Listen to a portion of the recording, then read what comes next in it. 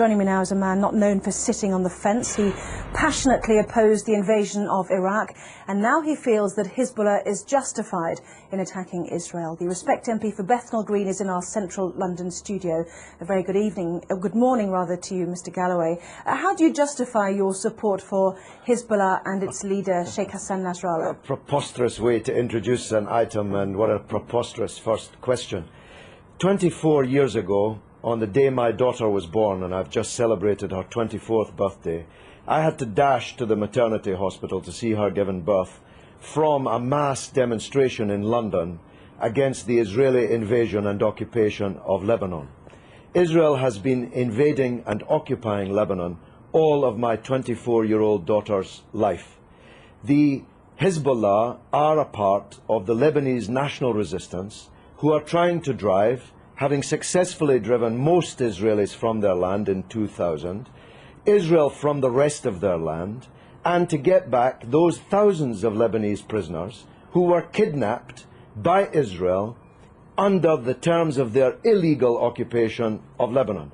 It's Israel that's invading Lebanon, it's Israel that's attacking Lebanon, not Lebanon that's attacking Israel. You've just been carrying a report of 10 Israeli soldiers on the border getting ready to invade Lebanon, and you ask us to mourn that operation as if it were some kind of war crime.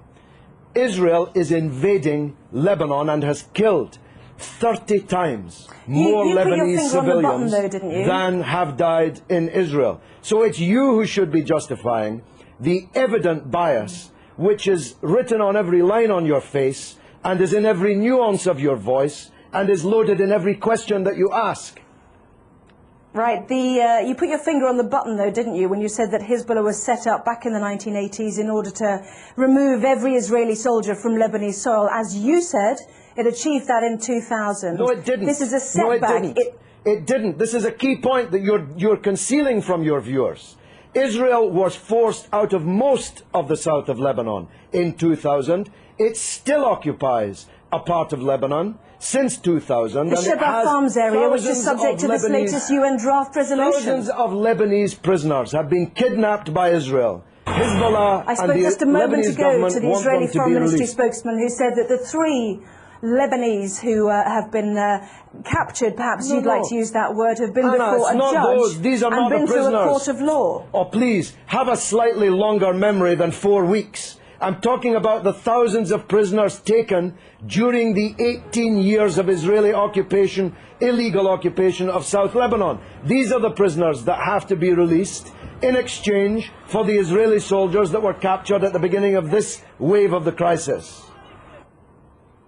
Can I ask you about a report that's in today's Sunday Telegraph, which showed that Iran has given Hezbollah long-range missiles capable of targeting any part of Israel. Iran, according to this Iranian MP who helped found Hezbollah, has also said that Iran has given the authorization to target Tel Aviv. Can you blame Israel for wanting to destroy those missiles? But this is preposterous. America has given Israel missiles that can target not just every city in Lebanon, but every city in the Arab and Muslim world, including Iran. Why should America be allowed to give long-range missiles to Israel, including hundreds of nuclear missiles, but Iran is not allowed to give missiles? Because it's given it to a terrorist organization. But they're not a terrorist organization. Only in the mind of Rupert Murdoch's Sky and the Times and the Sun and the News of the World. I'm going to stop you there, Mr. Galloway. Prescribed terrorist organizations. One man's terrorist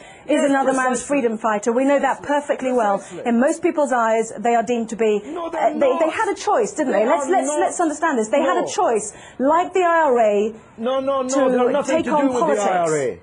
Listen, Anna. I'm saying they had a choice to absorb the idea of politics. They've got 2 Hezbollah cabinet ministers. Anna, one man's terrorist is another man's freedom fighter. You are totally wrong in saying that in most people's eyes, Hezbollah are terrorists. In most people's eyes, Israel is a terrorist state. It's the fact that you cannot comprehend that fact that leads to the bias which runs through all of your reporting and every question that you've asked me in this interview.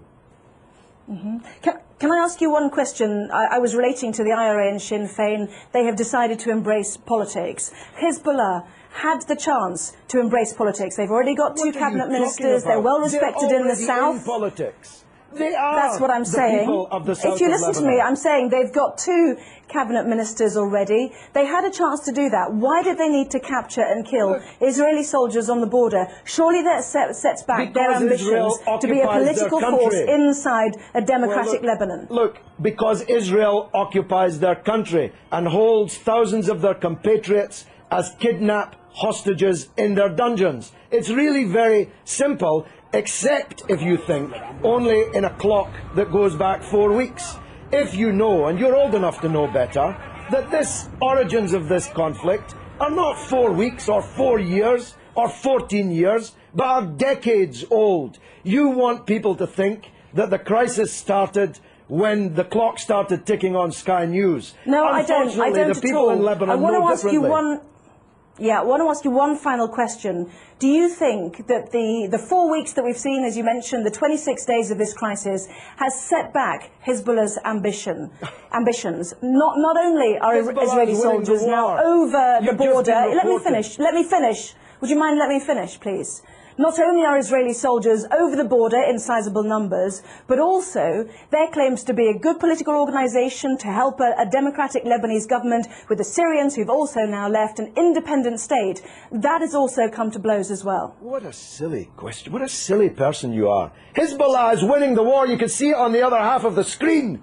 Hezbollah is more popular today. That was not my question. Hezbollah is more popular today in Lebanon, amongst Christians, amongst Sunnis, amongst Shiites, amongst all Arabs, amongst all Muslims, than it has ever been. It's Israel who's lost the war, and Bush and Blair, for politically organising the war, who've lost politically. This is a defeat for Bush and Blair and Israel. Everybody but you can see it. Let me separate out that question then. Is it a setback, given that Hezbollah was set up in order to get Israeli soldiers off Lebanese soil, that there are now more Israeli soldiers on Lebanese soil than there were 26 days ago? Well, they seem to be getting a bloody good hiding on the other half of the screen that I'm watching. Maybe you can't see it, but I'm watching them getting a bloody good hiding in the war. So if that's a success, I'm not sure what a failure would look like. The reality is that this conflict will go on. The United Nations resolution solves nothing, gives Lebanon nothing, gives the prisoners in Israeli dungeons nothing, and as Anne Clewid, my erstwhile colleague, was just saying, Israel has just kidnapped even more Palestinian politicians, cabinet ministers, members of parliament, and thousands of others held in Israeli dungeons, and this war will continue until the overall settlement is reached. That settlement must mean Israeli withdrawal from all occupied territory that it currently holds since the war in 1967, the release of all political prisoners, and a state for the Palestinians with East Jerusalem as its capital. No justice, no peace. You're not going out of business as a newscaster in Jerusalem anytime soon, believe me. Well, as usual, you have prompted a huge email response, both for and against you, Mr. Galloway, so we'll leave it there. I have to say that some people might find it offensive when more families are mourning their dead to hear you say that it was a bloody good hiding. So you don't give a damn. You don't even know about the Palestinian families. You don't even know that they exist. Tell me the name of one member of the 7 members of the same family slaughtered on the beach in Gaza by an Israeli warship. You don't even know their name, but you know the name of every Israeli soldier who's been taken prisoner in this conflict, because you believe, whether you know it or not, that Israeli blood is more valuable than the blood of Lebanese or Palestinians. That's the truth, and the discerning of your viewers already know it.